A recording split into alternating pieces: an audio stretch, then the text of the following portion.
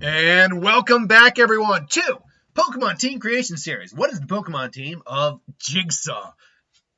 I want to play a Pokemon game with you. I can see that being a parody. It's just like Jigsaw actually has someone he actually just generally likes and is like not trying to say, I want to play a game. And they're freaked out until he just pulls out like a switch. You're like, do you like Pokemon? Now, actually, fun fact, this was not originally the Pokemon suggestion for the day. I had another one lined up, and then this was actually going to be next week's, but I realized, wait. Saw X comes out this week. It was too poignant. I got to do Jigsaw this week, and then I'll do the next one next week. Now, by the way, I do know this is not actually Jigsaw. This is the puppet he uses, kind of like to just as his what would you call it? His proxy? Yeah, actually, yeah, proxy. Proxy when he's on screen because people initially didn't know who he was. So I know, but this is identified with him. So let's just talk about this. I believe it's something Kramer was his name. Crap! I'm actually forgetting the actual character's name. What was his name? John Kramer. John Kramer. That's what it was. Now this, as far as I know, it takes place between, was it the first and the third or the second, something like that. It takes place between a couple of them. And apparently the film got decent reviews and it did well this weekend. But yeah, he has cancer and he feels, as far as I remember, it's like he felt that he blamed the people who couldn't cure him for not curing him. But beyond that, he also blamed them for taking life for granted. So he devised his games. And the whole goal is to see, do you value your life enough to do all these terrible things, either to someone else or yourself? And that's generally how the Saw works generally. So let's get into it. So what Pokemon could be on a guy like this team? Well, there's two things I wanted to get out of the way immediately for this team. And that is one, I wanted something to represent this guy. I wanted something to represent the puppet.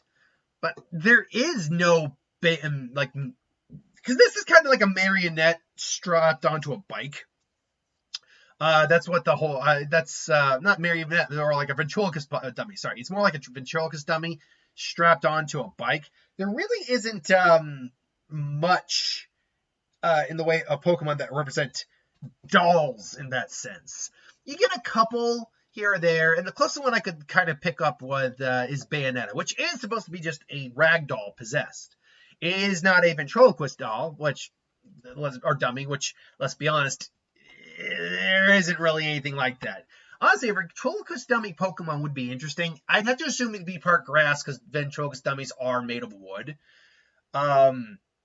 generally. So, or porcelain, one of those two. So maybe like a psychic, or actually a ghost grass like dummy would work. I mean, it wouldn't look exactly like a dummy, obviously, but it would at least be inspired by that. And maybe like it turns into like a marionette or something like that when it evolves, and like vines help it with strings or what. I don't know. I'm just spitballing there. But yeah, Bayonetta was the only doll Pokemon I have, or dummy Pokemon, close enough to it. So that's why I liked. I went with that. It also works because he's killed a lot of people through his games, and he himself is dead at this point in the series.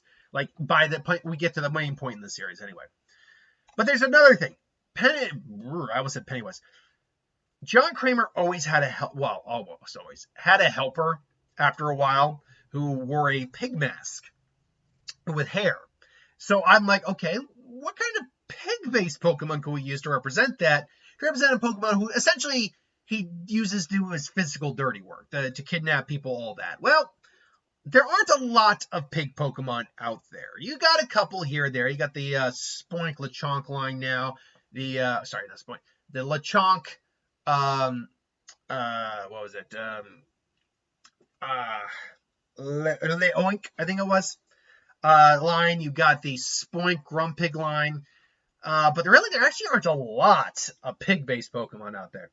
But fortunately, there is one that stood above all in this category, and that is Emboar. When you think about it, too, it kind of has the closest matching face to it that it really is just a pig's head and turned into a mask, more or less. Or a pig, modeled off of a pig's face.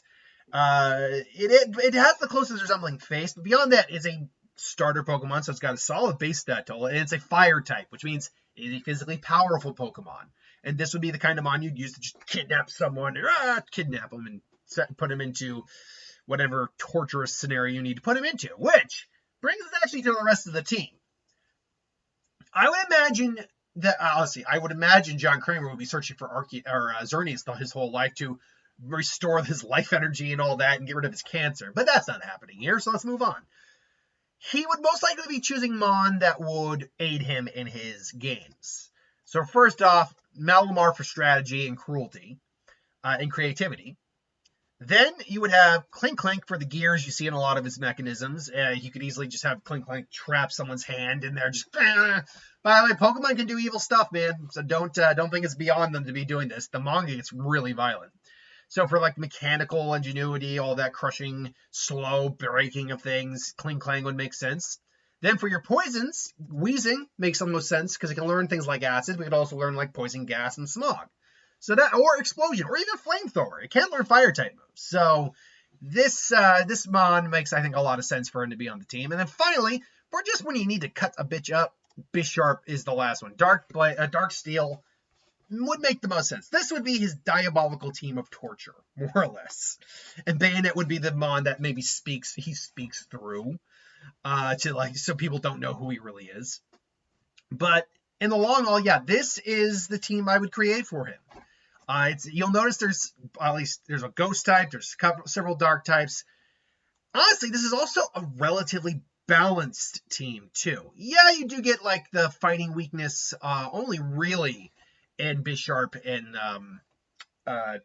and Cling Clang, as well as a fire weakness. But other than that, I mean, you do have a psychic weakness on Weezing and Emboar.